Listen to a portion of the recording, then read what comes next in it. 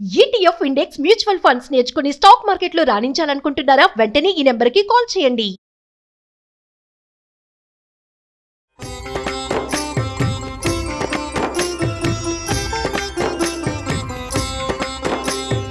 నమస్కారం. విష్ణు పురాణం 16వ భాగంలోకి వచ్చాం. శశాదుని వంశంలో ఉన్నటువంటి రాజులందరి గాథలు శ్రీరాముడి గాథతో సహా మహర్షి తెలియజేస్తున్నారు శిష్యుడికి. తర్వాత ఏం చెప్పబోతున్నారో చూద్దాం. ఈ ఇక్ష్వాకునందనుడైన నిమిగా యొక్క గాథని చెప్తున్నారండి. చాలా విశేషమైన గాథ. ఈ నిమి చక్రవర్తి మన శరీరాల్లో ఇమిడి ఉన్నాడు, మానవ శరీరంలో ఉన్నాడనమాట. ఈయన 1000 సంవత్సరాల పరిమితి, 1000 సంవత్సరాలు పెట్టుకుని ఒక యజ్ఞం చేయాలని సంకల్పించాడట. తన కులగురువైన వశిష్ఠుని రప్పించి ఆ సంకల్పం చెప్పాడు. చెప్తే ఈయన ఏమన్నాడు వశిష్ఠుడు, రాజా, ఇంద్రుడు 500 సంవత్సరాల పాటు చేసే యజ్ఞం చేయడానికి నిశ్చయించుకుని నన్ను హోతగా నిశ్చయించాడు. నేను వెళ్ళాలి కదా, అది పూర్తయ్యాక వస్తాను, నీ యజ్ఞం చేయిస్తానని చెప్పాడు. నిమి ఒప్పుకున్నాడు. నిమి ఏమనలా, అతను నిశ్శబ్దంగా ఉన్నాడు, ఊరుకున్నాడు. తన మాటకి రాజు సమ్మతించినట్టు భావించి వశిష్ఠుడు వెళ్ళి ఇంద్రుడి యజ్ఞం చేయించడానికి వెళ్ళిపోయి అది పూర్తయ్యాక వచ్చాడు. 500 సంవత్సరాల తర్వాత వచ్చాడట. ఎంత జీవన ప్రమాణాలు ఉన్నాయో చూడండి వాళ్ళకి. అప్పటికి నిమి ఏం చేశాడట, గౌతమ మహర్షిని హోతగా పెట్టుకుని యజ్ఞం చేయిస్తున్నాడు. వశిష్ఠుడు వచ్చేసరికల్లా గౌతముడు హోతగా కనపడ్డాడు, యజ్ఞంలో నెయ్యి వేస్తున్నాడు, ఆజ్యం పోస్తూ కనపడేసరికల్లా, నేను కదా ఈ వంశీయులకి గురువుని, నీకు తెలియదా, నువ్వు హోతగా ఎందుకు ఒప్పుకున్నావు అన్నట్టుగా చూశాడట. చూసేసరికల్లా చూసి యజ్ఞశాలలో బాగా అలసిపోయి ఒక పక్కన పడుకుని నిద్రపోతున్నట్ట నిమి చక్రవర్తిని. అతన్ని ఏమన్నాడు, నన్ను అలక్ష్యం చేసి ఇంకొకటితోటి యజ్ఞం చేసిన గురుద్రోహి, వీడు విదేహుడగుగాక, అంటే దేహం లేనివాడగుగాక అని శపించాడట. ఆ కేకకి రాజు లేచి కోపం వచ్చి, నా ఎందు ఏమిటో తప్పు, అదేమిటో నిరూపించు, తప్పు నిరూపించి శపించు, నిరపరాధులైన శిష్యులను నిగ్రహించి శపించే గురువు ఎంత శాంతుడైనా అలాంటి గురుని ఎందు భక్తియుక్తులు విడిచి శిష్యుడు ఏం చేసినా సరే తప్పులేదు. నేను నిరపరాధిని, నేనేం చేశానో నా తప్పు నిరూపించి నువ్వు నన్ను ఏ మాటైనా అందు కానీ, కాబట్టి నువ్వు కూడా విదేహుడివై నీచ వృత్తితోటి ప్రవర్తించు, నిన్ను ఇంత మాట అన్నావు కాబట్టి అని ప్రతిశాపం విడిచాడు. అయితే శరీరం విడిచేశాడు నిమి. వశిష్ఠుడు శరీరం విడిచి తన తేజస్సుని యోగ విద్యాబలంతో మిత్రావరుణుల యందు ఉంచాడట. అయితే ఏమైంది, కొన్నాళ్ళకి ఊర్వశిని చూసి మోహించిన మిత్రావరుణుల తేజస్సు జారిపడి రూపం ధరించగా వశిష్ఠుడు పునః శరీర ధారణం జరిగింది. అతను మళ్ళీ జీవించేశాడట. నిమి శరీరాన్ని వీళ్ళు ఏం చేశారు, గౌతమాది మునులు నూనెతో గంధంతో పాకం చేసి ఆరంభించిన యజ్ఞాన్ని పూర్తి చేశారు. అయితే ఈ యజ్ఞ భాగాలు తీసుకోవడానికి వచ్చిన దేవతలు సంతృప్తులయ్యి రాజు ఎక్కడా అని అడిగి జరిగింది తెలిసి తిరిగి శరీరం ఇవ్వడానికి ప్రయత్నం చేశారు. వాళ్ళకి కనిపించక అక్కడక్కడే తిరుగుతున్నటువంటి నిమి ఏమన్నాడంటే, సుర్లారా, నాకు ఆ శరీరం వద్దు, అది దుఃఖానికి మూలము, ఎలాంటి దుఃఖానికైనా కారణం శరీరమే, రోగాలకి, భ్రాంతికి, అశాంతికి, అజ్ఞానానికి ఆలవాలమే శరీరము. అలాంటి శరీరంతో మునుపు నేను అనుభవించిన దుఃఖాలన్నీ చాలు, నాకు శరీరం వద్దు, నా కోరిక తీర్చండి. అందరూ ఆదరించేటట్టుగా లోకుల కన్నులలో ఒక రూపంలో ఉండి సమస్త వస్తువుల్ని చూసేలాగా మీరంతా ఏకవాక్కుగా నాకు ఒక్క వరాన్ని మాత్రం ఇవ్వండి అని అడిగేసరికల్లా అప్పుడు ఇంద్రాదులు తథాస్తు అని ఆకాశానికి దివికి వెళ్ళిపోయారట. అప్పటి నుంచి ఈయన నిమి అందరి కళ్ళల్లోనూ అంటే జీవుల యొక్క నేత్రాలలో ఉండటం మొదలుపెట్టాడు. మనం కన్ను మూయటం తెరవటం, ప్రతి వస్తువుని పరిశీలించడం అనేది వాళ్ళ కళ్ళల్లో నిమి ఇమిడి ఉండటం వల్ల జరిగింది. అందుకని మనం నిమేషము అంటాం. దేవతలు అనిమేషులండి, వాళ్ళకి రెప్పపాటు ఉండదు. ప్రాణులకే ఉంటుంది, మనకే భూలోకంలో పుట్టిన వాళ్ళకి, మనలో కూడా రెప్పపాటు లేనిది ఉంది. చేపకి రెప్పపాటు ఉండదు, మిగిలిన అందరూ రెప్పలారుస్తాం కదా. ఆ చూసేటువంటి దాన్ని నిమేషము అంటారు, రెప్పపాటుని. అతను నిమి ఆ రూపంలో ఉంటాడట. అయితే ఏమైంది, ఈ లోకల్ నిమి శాపం వల్ల విదేహుడు అవటం వల్ల విదేహుడని కూడా చెప్పబడేవాడట. రాజు లేని రాష్ట్రంలో ప్రజలకి ఏవో ఒక బాధలు కలుగుతాయని ఆలోచించి ఈ గౌతమాది మహాశైలి మునులు వీళ్ళంతా ఆయన యజ్ఞం చేశారు కదా, గౌతముడు తదితరులు ఆయన గ్రూప్ అంతా, వాళ్ళు ఏం చేశారు, నిమి కుడి భుజాన్ని మదించేశారు కల్లా అతని భుజంలో ఇంచి ఒక శిశువు పుట్టేట. శరీరాన్ని ఏం చేశారు వాళ్ళు, గంధము నూనె అవి రాసి అట్టబెట్టారు, తైలపాకం చేసి పెట్టారు. అందులో ఆయన భుజాన్ని బాగా మతిస్తే అందులోంచి ఒక శిశువు పుట్టాడట. అతనికి జనకుడు అని పేరు పెట్టారు. అయితే ఆ జనకుడికి పట్టం కట్టారు. ఆ జనకుడి ఏలుబడిలో ఉన్న దేహానికి విదేహ అని వచ్చింది. అందుకే మనం సీతాదేవిని విదేహ ప్రాంతానికి చెందిన రాకుమారి కాబట్టి వైదేహి అంటాం. తెలిసిందే కదా విదేహ మనకి. అయితే జనకుని కుమారుడు మిథిలుడు. ఈ రాజు నివసించడం వల్ల మిథిల అనే ప్రాంతం వచ్చింది. అందుకే సీతాదేవిని మైథిలి అంటాం. మిథిలా నగరానికి చెందినటువంటి రాజకుమార్తె కాబట్టి మిథిలా నగరానికే రాముల వారు వెళ్ళాడు. అయితే మిథులుని వంశం క్రమంగా పెరిగిందట. వాళ్ళలో శీరధ్వజుడు అనేవాడికి చాలా కాలం సంతానం లేదట. అతను పుత్రకామేష్టి చేయాలని సంకల్పించి దానికి తగిన స్థలం నిర్ణయించి దున్నిస్తుంటే నాగేటి చాలులో ఒక శిశువు దర్శనమిచ్చింది. ఆ శిశువు మహాలక్ష్మి అంశ. ఆ నాగేటి చాలునే సీత అంటారు. కాబట్టి ఆమె దాని నుంచి పుట్టింది కాబట్టి ఆ బిడ్డకి శీరధ్వజుడు సీత అని పేరు పెట్టాడు. ఈ రాజుకే ప్రసిద్ధమైన నామం జనకుడు. అదే అతను అందుకని జనక మహారాజు కూతురు కాబట్టి జానకి అంటాం సీతాదేవిని. అయితే ఆ వంశంలో వాళ్ళందరికీ కూడా జనకుడు అనేది వాళ్ళ గౌరవనామధేయంగా ఉంటుంది. చాలా విశేషమైన వంశం వాళ్ళది. ఈ జనకుని కుమారుడు కుశధ్వజుడు అసాధారణ బలపరాక్రమాలు కలిగినవాడు. కాశీనగరాధిపతి అయి పట్టం కట్టుకుని ఉండేవాడు. క్రమంగా కుశధ్వజునికి ప్రపౌత్రులతోటి వంశాభివృద్ధి కలిగింది.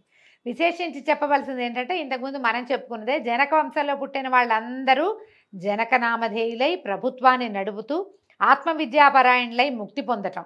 ఇది పూర్వవంశ రాజుల చరిత్ర అని పరాశరుడు చెప్పగా విన్నటువంటి మైత్రేయుడు చాలా సంతోషం గురుదేవ, సూర్యవంశం గురించి చెప్పుకున్నాం కదా, ఇప్పుడు చంద్రవంశ రాజుల గురించి చెప్పమంటే ఇప్పుడు పరాశరుడు చంద్రవంశ రాజుల గురించి చెప్తున్నారు.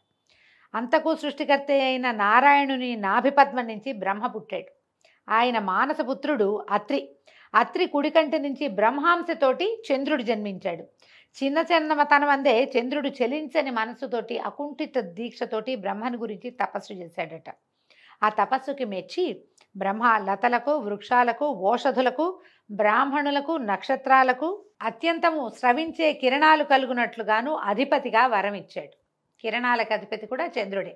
తర్వాత చంద్రుడు రాజసూయాది యజ్ఞాలు చేసి అశ్విని మొదలైన దక్షపుత్రికలు 27 మందిని భార్యలుగా పరిగ్రహించాడు. సహజ సుందరాకారుడైన సుధాకరుడు వారితో వినోదిస్తూ ఆనందంగా పెరుగుతూ ఉన్నాడు. అలాంటి వయసులో చంద్రుడు దేవగురువైన బృహస్పతి వద్దకు శాస్త్రజ్ఞానం కోసం విద్యార్థిగా అతని ఇంటనే ఉన్నాడు. గురువుని గురుపత్నిని సేవిస్తూ భక్తితో ప్రవర్తిస్తూ చదువు సాగిస్తున్నాడు. అలా ఉండగా ఒకనాడు గురువు ఇంద్రుడు చేసే యజ్ఞానికి అమరావతికి వెళ్తూ, చంద్ర నువ్వు ఇక్కడే ఉండు, ఇంతకుముందు చెప్పిన పాఠాలు వల్లెవేస్తూ ఉండని చెప్పి వెళ్ళిపోయాడు. అవి చంద్రుడు అలాగే ఉండి గురుపత్నికి అవశ్యమైన సహాయం చేస్తూ చదువుకునేవాడు. గురుపత్నికి చంద్రుని రూపము, అందచందాలు మానసికంగా మార్పు కలిగించాయి. ఆ సుందరి చక్కగా అలంకరించుకుని గోముగా నడుస్తూ చిరునవ్వు చూపులు తూపులుగా చంద్రుని వద్దకు వస్తూ ఏవేవో పనులు చేస్తూ తిరుగుతూ ఉండేది. గురుదారైనటువంటి తారాదేవి అలా సవిలాసంగా తిరగటము, సన్నసన్నగా అంటూ ఉండటము, కబుర్లు చెప్పటము, ఏకాంతము చంద్రుడికి మనోవికారం కలిగించింది. క్రమంగా కలిసి ఆనందించడంలోకి దిగారు. తారాచంద్రుల విలాస వికార చేష్టలు పెచ్చు పెరిగిపోయినాయి. పరకాంత పైగా గురుపత్ని అనే ఆలోచన లేక చంద్రుడు తారా విలాసాలకి లొంగిపోయి ప్రియురాలుగా చేసుకున్నాడు. ఇలా గడుస్తూ ఉండగా ఒకనాడు చంద్రుడు తారతో అన్నాడు, మన చేష్టలు గురువు గనక తెలిస్తే మన బతుకులు వీధిలో పడతాయి. ఇప్పుడే అటు ఇటు విసవిసలు గుసగుసలు వినపడతాయి కాబట్టి మనం ఇక్కడి నుంచి వెళ్ళిపోదామని చెప్పాడు. చంద్రుడి మాట విని తారేమంది, చంద్ర మన్మధుడు నన్ను నీ దానిగా చేశాడు, ఇక నాకు ఇక్కడ భర్త ఎవరు, నాకు ఇల్లు వాకిలి సంసారం ఎలాంటి ఆశ లేదు, నీ గాఢాలింకరమే నా బతుకు, పద నువ్వు ఎక్కడికంటే అక్కడికి నేను వచ్చేస్తాను నీతో పాటు అని చెప్పింది. తార మాటలు విని చంద్రుడు సరేనని తన నివాసానికి తీసుకెళ్ళిపోయాడు. హాయిగా కలిసి ఉండేవాళ్ళు. దేవగురువు ఇంద్రుని యజ్ఞం పూర్తి చేసి అందరితోటి సంతృప్తిగా సంభావనలు అందుకుని నివాసానికి తిరిగి వచ్చాడు.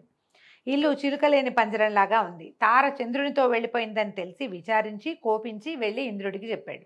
ఇంద్రుడు ఆశ్చర్యాగ్రహాలకు లోనే కొంతసేపు ఆలోచించి మునులందరినీ పిలిచాడు. చంద్రుని నీచకార్యం వారికి చెప్పి వెళ్ళండి, నయావన్నా భయానా ఒప్పించి తారని అప్పగించేట్టు చేయండి, కాదంటాడా కోపించి అదిలించి అయినా సరే తారని తీసుకురండి అని పంపించాడట. మునులు చంద్రుడి వద్దకు వెళ్ళి తగిన సత్కారం సంభాషణలు అయ్యాక నిష్ఠూరంగా బోధించారు. రోహిణీ వల్లభ, ఎప్పటికప్పుడు శృంగార విలాసాలను, కువలయానందాన్ని కలిగించే చల్లని గుణాలను, సమయానుసారంగా దేవతలకు మేలు కలిగించే సద్బుద్ధి, గురువునందు ఉండవలసినటువంటి భక్తి విడిచి గురుదార అయిన తారని ఎత్తుకురావడం పాపకార్యం కదా. నువ్వు చేసిన ఈ తప్పుడు పనికి ఇంద్రాదులు నీపై కోపమనస్కులుగా ఉన్నారు. ఎందుకు ఈ రగడ, తారని విడిచిపెట్టు, ఈ లోకంలో నీకు వచ్చినటువంటి అపకీర్తిని బాపుకో అని చెప్పారు. చెప్పేసరికల్లా చంద్రుడు తిరగబడ్డాడు. ఇప్పుడు తన మంత్రి యొక్క భార్యను తీసుకొచ్చానని నన్ను నిందిస్తాడా? తను అట్లాంటి పనులు చేయలేదా?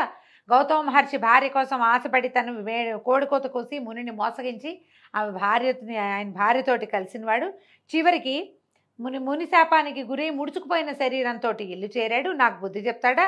వెళ్ళండి వెళ్ళండి, అతని చేష్టలను ఎవరికి తెలీదు, నేను తారని విడిచేదే లేదని ముందుకెత్తేశాడు. దాంతో మునులు మొహమాట పడి ఇంకేం చేయాలో తెలియక చంద్రుడితో చెప్పేసరికల్లా ఇంద్రుడు కోపగించి వాళ్ళలో వాళ్ళు శపించుకోలేదండి. దేవగణాలతోటి బృహస్పతితో కలిసి వెళ్ళి సత్యలోకానికి వెళ్ళి ఈ తారా శశాంక వృత్తాంతం అంతా బ్రహ్మదేవుడికి తెలియజేశారు. ఆయన బ్రహ్మ కోపించి అన్ని విధాలా పెద్దలైన మునులను కొంతమందిని ప్రేరేపించి మీరు వెళ్ళండి, చంద్రుడికి నేను చెప్పానని చెప్పి తారని తీసుకురమ్మన్నారు. అనేసరికల్లా సరే. ఆయన ఏమన్నాడు? చంద్రుడు నవ్వుతూ చెప్పాడట, బ్రహ్మ మాటలుగా మీ మాట విన్నాను మంచిదే, కానీ తారని విడిచిపెట్టను. సాధించాలని అంతా కలిసి పోరాటాన్ని దిగుతారా? ఏం చేస్తారో చేయండి, చూస్తానన్నాడు. అమ్మాయిని మాత్రం తారాదేవిని మాత్రం విడిచిపెట్టనన్నాడు. బ్రహ్మ దగ్గరికి వెళ్ళేసరికల్లా ఇప్పుడు వీడిని ఏం చేయాలి అనేది బ్రహ్మ కూడా తెలియలా, కాలానికి వదిలిపెడదామని ఊరుకున్నారు. ఇప్పుడు ఏం చేశారు? అంగిరసాదులు మునులు ఆలోచించుకుని ఇంద్రుణ్ణి బృహస్పతిని ముందుంచుకుని కైలాసానికి వెళ్ళారట. చంద్రుడు చేసిన దుశ్చర్య, తార యొక్క దుష్ప్రవర్తన పరమేశ్వరుడికి చెప్పేసరికల్లా ఆయన ఏం చేశాడట? ఆగ్రహోదగ్రుడై దేవసైన్యంతో చంద్రుడి మీద దాడికి వెళ్ళాడు. శంకరుని రాక తెలిసిన చంద్రుడు రోషభీషణాకారుడై తన సైన్యాన్ని కూడా సమకూర్చుకుని ఎదిరించాడు. యుద్ధం చేశారు. అయితే శుక్రుడు గురువుకి శత్రువు కనుక శుంభాది రాక్షసులను వారి వారి సైన్యంతో చంద్రుడికి తోడుగా పంపాడు. చంద్రుడు మరింత బలము ఉత్సాహము కలవాడే శంకరునితో పోరాడుతున్న సమయంలో బ్రహ్మ వచ్చి యుద్ధాన్ని ఆపి చంద్రుడిని దూరంగా తీసుకెళ్ళి బాగా గట్టిగా కేకలేసి కొన్ని చల్లచల్లగా మాటలు కూడా మాట్లాడి నచ్చజెప్పి ఒప్పించి ఈ తారని తీసుకొచ్చి గురువుకు అప్పచెప్పాడు. శివుడు శాంతించి బ్రహ్మాన్ని ప్రశంసించి ఆయన దారిని ఆయన వెళ్ళిపోయాడు. కానీ అప్పటికే తార గర్భవతిగా ఉంది. బృహస్పతి గ్రహించి నీ గర్భాన ఉన్న శిశువు నా వల్ల కలిగిన వాడు కాదు కాబట్టి వీడిని ప్రసవించి విడిచిపెట్టి రమ్మని చెప్పాడట. ఈమె ఒక తోటలో శిశువుని ప్రసవించి పిల్లవాడిని అక్కడే వదిలిపెట్టి వచ్చింది. ఆ శిశువు దివ్యతేజో విలాసుడే మోహనాకారంతో ఉన్నాడు. వాడిని చూసిన తర్వాత పిల్లవాడిని చూసేసరికల్లా గురువు కూడా బృహస్పతికి కూడా వాడు తనకే కావాలనిపించేసరికల్లా వీళ్ళు ఇద్దరు ఈ కుమారుడు నావాడంటే నా భార్యకు పుట్టాడు కాబట్టి నావాడని గురువు, నా వల్ల కలిగాడని చంద్రుడు ఇద్దరు పోరాడుకున్నారు. వీళ్ళంతా ఏం చేశారు? తారాదేవిని తీసుకెళ్ళి అడిగారు, అమ్మ ఈ శిశువు ఎవరి వల్ల కలిగాడు ఏమిటి అని అడిగితే ఆవిడ చెప్పలేదట. అప్పుడు బ్రహ్మదేవుడు వచ్చి సందేహించకుండా ఇతను ఎవరి శిశువో చెప్పమంటే ఆవిడ ఇతను చంద్ర శిశువే అని చెప్పంగానే ఏం చేశాడు? బ్రహ్మదేవుడు శుక్రుడిని ఒప్పించాడు. శుక్రుడు కాదు, మన బృహస్పతిని ఒప్పించాడు. ఇతని కుమారుడు కాదు, అమ్మాయి ఒప్పుకుంది కాబట్టి నువ్వు నీ భార్యను తీసుకుని వెళ్ళిపో, శిశువుని చంద్రుడే తీసుకుంటాడని చెప్పారు. చంద్రుడు ఏం చేశాడు? ఈ శిశువుని ఆదరంగా ఎత్తుకుని ముద్దులాడుకుంటూ కుమారుడిని తీసుకెళ్ళి తనకి అత్యంత ప్రియతమ భార్య అయిన రోహిణికి అప్పచెప్పాడట. ఆమె ఆ బుధుడు అని పేరు పెట్టి ఆ పిల్లవాడిని లాలించి పెంచింది. బుధుడు పెరిగి పెద్దవాడై తపస్సు చేసి అధిక తేజోమూర్తి అయి గ్రహమండలిలో ఒకడుగా ఉన్నాడు. మనుపుత్రి అయిన ఇళయందు కుమారుణ్ణి కన్నాడు. ఇతని ఆ బిడ్డ పేరే పురూరవుడు. ఇంతకుముందు మనం ఇళాదేవి కథ చెప్పుకున్నాం. ఆ ఇళ్ళ కథలో పురూరవుడు ఈ బుధుడు, తారాచంద్రుల సంతానమైన బుధుడే పురూరవుని యొక్క తండ్రి. పురూరవుడు ఆదిశేషుని, ఆది వరాహాన్ని, అష్టదిగజాలను భూభారం వహించడం విషయంలో తక్కువ చేస్తాడు. అంటే అంత భూభారాన్ని వహించాడు, అంత గొప్ప రాజుగా ఉన్నాడట. దానంలో కల్పవృక్షాలను, చింతామణిని సిగ్గుపడేలాగా చేస్తాడు. అందచందాల్లో జయంతుణ్ణి, మన్మధుణ్ణి, చంద్రుణ్ణి కూడా కించపరచగలడు. ధైర్యంలో మేరుమందర పర్వతాలను నగుబాటు చేస్తాడు. సప్తద్వీపాలను తన ఆజ్ఞలో ఉంచుకుని తన చరిత్రని భావితరాలకి ఆదర్శంగా చేస్తూ భూపరిపాలన చేస్తూ ఉన్నాడు. ఇప్పుడు పురూరవ చక్రవర్తి సంతానం గురించి వస్తుంది.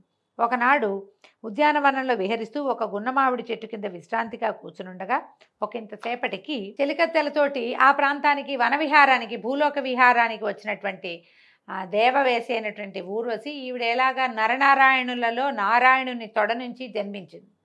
పూర్తిగా రంభాది మేనక లాంటి వారిది కాదనమాట, ప్రత్యేకమైన జన్మ కలిగింది. ఆమె సవిలాసంగా చూస్తూ ఉండగా ఈ పురూరవుడు ఆమెను చూశాడు. పద్మాక్షి, నువ్వెవరు? దివ్యస్ఫూర్తితో ఉన్నాయి నీ రూపురేఖలు, నీ తేరు చూస్తే ఒక ప్రత్యేకమైన విలాసం కనపడుతుందంటే ఈవిడ ఈ పురూరవుని అందచందాలకి మెచ్చి, రాజా నా పేరు ఊర్వశి, దేవకాంతని, కొన్నాళ్ళు భూమి మీద ఉండవలసి వచ్చింది, ఇలా వచ్చాను, నీకోసమే వచ్చానని చెప్పింది. ఈ ఊర్వశి మాటలు విన్నటువంటి పురూరవుడు కూడా పరవశుడైపోయి నన్ను ఆనందపరచు, నన్ను ప్రేమించు, నాతోటి ఉండు, నన్ను వివాహం చేసుకోమని ఆమెను అడిగాడు. అడిగేసరికల్లా ఈవిడ ఏమంది, అలాగే తప్పకుండా ఉంటాను, నా దగ్గర 2 గొర్రె పిల్లలు ఉన్నాయి, వీటిని రెండింటినీ నువ్వు కాపాడాలి, నీ వల్ల వాటికి ఏ అపాయము రాకూడదు, తర్వాత నువ్వు దిగంబరుడిపై నా కంట పడకూడదు, ఆ సమయంలోనే నేను నిన్ను వదిలిపెట్టి వెళ్తా, లేకపోతే నేను నీతోటే ఉంటాను, నాకేమో ఆహారం నెయ్యి, నేను నెయ్యే తింటా, ఇంకేమీ తినదట ఊర్వశి, దానికి లోపం రాకూడదు, ఇవి నా ప్రమాణ వాక్కులు అని చెప్పింది. చెప్పేసరికి పురూరవుడు నీ మాట దాటకుండా ప్రవర్తిస్తా అని మాట ఇచ్చి ఊర్వశిని చేరదీసుకున్నాడు. ఇద్దరూ ఒకటై భోగానుభవంతో పరమానందమూర్తులుగా ఉండేవాళ్ళు. ఊర్వశి సురలోకం విడిచి నరలోకంలో ఉండటం వల్ల దేవలోకంలో కొంత భోగభాగ్యాలకి కొంచెం తక్కువైతే విశ్వావసుడు అనేటువంటి గంధర్వుడు ఆలోచించి వాళ్ళకి ఎడబాటు కలిగించడం కోసం ఒకనాటి రాత్రి వాళ్ళు ఏకాంత స్థలంలో ఉండగా ఒక గొర్రెని ఎత్తుకుపోయాడట. అయితే ఈ గొర్రె ఏం చేసింది, అవి వెళ్తున్న గొర్రెపిల్ల పైనుంచి వినేవాళ్ళకి విసుగు పుట్టేలాగా అరవటం మొదలుపెట్టిందట. ఎప్పుడైతే ఈ గొర్రెపిల్ల దీనంగా అరవటం మొదలుపెట్టిందో ఈ ఊర్వశి ఏమందట, ఎవడో దొంగ నా గొర్రెని ఎత్తుకుపోయాడు, వెళ్ళి తీసుకురా అని పదే చెప్పిందట. పురూరవుడు ఆమె మాట వినిపించుకోలేదట. అయితే ఇంతలో ఏమైంది, ఆయన వివస్త్రుడిగా ఉన్నాడు, అర్ధరాత్రి సమయం, వెళ్తే ఈమె నన్ను చూస్తుందేమోనని భయపడి గబుక్కున వెళ్తే ఈమెకి నేను కనపడతానేమో దిగంబరంగా అని ఆయన వెళ్ళలేదట. అయితే ఇంతలో ఏం చేశాడట, ఆ విశ్వావసుకి ఇంకొక గంధర్వుడు సాయం వచ్చి ఆ 2వ గుర్రెని కూడా ఎత్తుకుపోయాడు. అది ఇంకా విచార సూచకంగా అరవటం మొదలుపెట్టింది. దాంతో ఊర్వశి కోపించి, ఓ రాజా, నా కొడుకుల్ని దుర్మార్గులు ఎత్తుకుపోతుంటే అరిచిన అరుపులు వినపడ్డలేదా నీకు, కదలకుండా మెదలకుండా కూర్చున్నావు, ఇది నీచుల పని, నిన్ను కలిసి అనాథనయ్యాను, నీ వల్ల చూడు నా జీవితం ఇటు అయిపోయింది, ప్రాణానికి ఒక ఎత్తుగా పెంచుకున్న గొర్రె పిల్లల్ని ఎవరో ఎత్తుకుపోతుంటే దాన్ని రక్షించలేని పురుషుడు నాతో ఉండటం ఏమిటి అని ఆవిడ నానా తిట్లు తిట్టేసరికి దాంతో ఈ పరుషవాకలకి కోపించినటువంటి ఈ పురూరవుడు నిద్ర మంచం మీద నుంచే ఒంటి మీద కట్టుబట్టలేదన్న ధ్యాస లేకుండా కోపంతో లేచాడు. మంచానికి పక్కన నిలబెట్టి ఉన్న తన ఖడ్గాన్ని పుచ్చుకుని పరిగెత్తపోయేసరికల్లా ఎట్లా ఏమనుకున్నాడు, ఇది చీకటి మాటన ఊర్వశి తనని చూడదని నమ్మాడు. దీపం ఆర్పేశాడట ఆయన, చీకట్లో పరిగెత్తేసరికల్లా గంధర్వులు రాజు ఐడియా తెలుసుకుని ఆయన దీపం ఆర్పేశాడు. ఊర్వశి ఈయన్ని దిగంబరంగా చూడదని మెరుపులు పుట్టించారట ఆకాశంలో. అయితే ఈ పుట్టించిన మెరుపుల్లో రాజు తొందరపాటుతోటి వివస్త్రుడిగా ఉన్న దానిని ఈమె ఊర్వశి చూసేసింది. చూడగానే మొదట చేసిన శపథం ప్రకారము ఆమె దివికి వెళ్ళిపోయిందట. గంధర్వులు ఆ 2 గొర్రె పిల్లల్ని కింద పడేశారు. వాటి వెనకాల పరిగెత్తిన రాజుగారు 2 గొర్రె పిల్లలు పుచ్చుకుని వెనక్కి తిరిగి వచ్చాడు. తిరిగి వచ్చేసరికి ఏముంది, గొర్రె పిల్లలు ఉన్నాయి, ఊర్వశి లేదు. దాంతో మతిపోయిందట ఆయనకి. తర్వాత ఏమైంది, ఇక అట్లా ఆమె కోసం వెతుకుతూ ఉండేవాడు, మతిపోయిన వాళ్ళకి అలా తిరుగుతూ ఉండేవాడట. రాజ్యాన్ని వదిలేశాడు.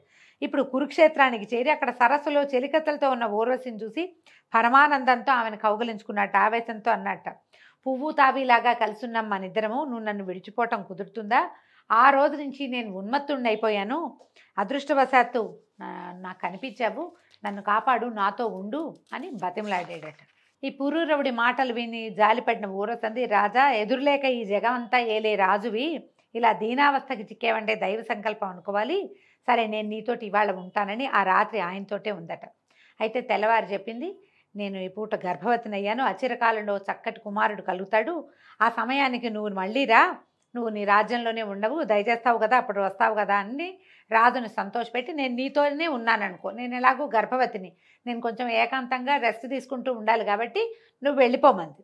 అప్పుడు ఆయన నగరానికి వెళ్ళిపోతే ఈవిడ తన చెలికత్తెలకి ఈ విషయం అంతా చెప్పిందట. చెప్పేసరికి చెలికత్తెలు అన్నారు, 2వ మన్మధుడిలాగా ఉన్నాడు, అసలు ఆయన చూడంగానే మాకు కూడా మనసు చెలించింది, అలాంటి వాడిని నువ్వు ఎందుకు వదిలిపెట్టాలి, నువ్వు మరికొంతకాలం ఈ రాజును సంతోషపెడుతూ అతనితోటి ఉండమంటే ఈవిడేం చేసింది, సరేనని మళ్ళీ రాజుగారి దగ్గరికి, పురూరవుడి దగ్గరికి వచ్చేసిందట. కొంతకాలానికి కుమారుడు కలిగాడట.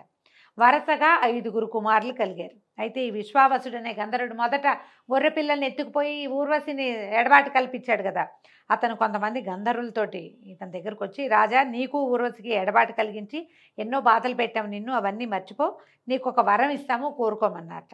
అప్పుడు ఈయన ఏమడిగాడు, శత్రుభీకరమైన పరాక్రమము, రథగజ తురగాది సమృద్ధమైన రాజసంపద, ఇంద్రియాలని జయించే శక్తి, మిత్రులను, బంధువులను, దీనులను ఆదరంగా పోషించగలిగేటువంటి ఆర్థిక స్థితి, ఊర్వశితోటి సహజీవన సౌఖ్యము ఇలా కోరుకుంటే ఆ విశ్వావసువు తథాస్తు అని ఒక అగ్నికుండికని ఇచ్చాడట. ఇచ్చి దీంట్లో ఉన్నటువంటి అగ్నిని 3 భాగాలుగా చేసి యజ్ఞం చేస్తే నీ కోరికలన్నీ నెరవేరుతాయి చెప్పేశారు కదా. ఈ రాజుగారు అది అగ్నికుండికని పక్కన పెట్టుకున్నాడట.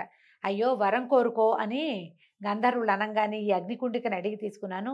ఊర్వశిని నాకు ఇచ్చేయండి అని అనలేకపోయాను. ఇంకా యజ్ఞాలు కొండన్నవి ఏంటి, ఆమె మీద అపరిమితమైన ప్రేమ కలిగి ఉన్నవాడిని, నాకు ఊర్వశే కావాలని నేను ఎందుకు కోరుకోలేదు అని చాలా ఆలోచించుకుంటూ ఇక నేను ఇక్కడ ఉండనని ఆ అగ్నికుండికని ఏం చేశాడు, అక్కడెక్కడో పెట్టేసి ఇంటికి వెళ్ళిపోయాడట. అడవిలో వదిలేశాడు. ఆయనకి అంటే మనసు పరిపరి విధాల పోవటం మానవులకి ఇలాగే ఉంటుంది. తీసుకుంటే ఎందుకు తీసుకున్నావా అనిపిస్తుంది, వదిలేస్తే ఎందుకు వదిలేసామా అనిపిస్తుంది. ఇంటికి వెళ్ళిపోయాడు. ఇంటికి వెళ్ళిపోయాక ఆయనకు అనిపించింది తెల్లవారుజామున మెలకు వచ్చేసరికి అయ్యో ఎంత తెలివి తక్కువ తను, గంధర్వులు ఇచ్చిన అగ్నికుండికని అక్కడే వదిలిపెట్టానే, పోయేది తీసుకొచ్చి దాంతో యజ్ఞం చేస్తానని అగ్నికుండిక కోసం మళ్ళీ వెనక్కి వెళ్ళాడు. రాత్రి ఒక ఊహ వచ్చింది, తెల్లవారేసరికి ఊహ మారింది. మన ఊహలు మారుతాయి కానీ విషయాలు కూడా అవే మారిపోతాయి కదా. మన ఊహ ఎట్టా మారిందో విషయం కూడా మారిపోతుంది. అక్కడికి వెళ్ళేసరికల్లా ఏమైంది, ఆ అడవిలో ఆ అగ్నికుండిక లేదు. ఏ కుండాన్నైతే వాళ్ళు ఇచ్చారో దాంట్లో ఆ అగ్నిని పెట్టి అది ఎక్కడ కనిపించాలి. అటు ఇటు వెతికి చూస్తే ఒక జమ్మి చెట్టు, ఒక రావి మొక్క, దాంట్లో ఒక రావి మొక్క కనపడ్డాయిట. అప్పుడు ఏమనుకున్నాడు, ఓ ఆ అగ్ని ఈ చెట్టుగా మారి ఉంటుందని మునులను రప్పించి ఏం చేశాడట, ఈ వేదమాతృకమైన మంత్రాన్ని ఉచ్చరిస్తూ ఆ చెట్టుని నరకడానికి సంసిద్ధుడయ్యాడు. ఆ పని కాగానే ఆ మంత్రాక్షరాల సంఖ్యతో సరైన అంగుళాల నిడుపున అరణిని కల్పించి అగ్నిని సృష్టించి అందరూ అద్భుతంగా ఉంది అని చెప్పేటువంటి యజ్ఞాన్ని నెరవేర్చాడు. దాని ఫలితంగా ఊర్వశి అతని సొంతమైంది. అలా కోరిక తీర్చుకుని అన్ని లోకాల్లోనూ ఊర్వశితోటి విహరిస్తూ వచ్చి రాజ్యాన్ని నీతియుక్తంగా జనరంజకంగా పరిపాలిస్తూ ఉన్నాడు. దీంతో ఊర్వశి పురూరవ సంవాదము పూర్తయిందండి. ఈరోజు దీంతో సమాప్తం. రేపు ఉదయం మళ్ళీ తరువాయి భాగంలో కలుసుకుందాము. నమస్కారం.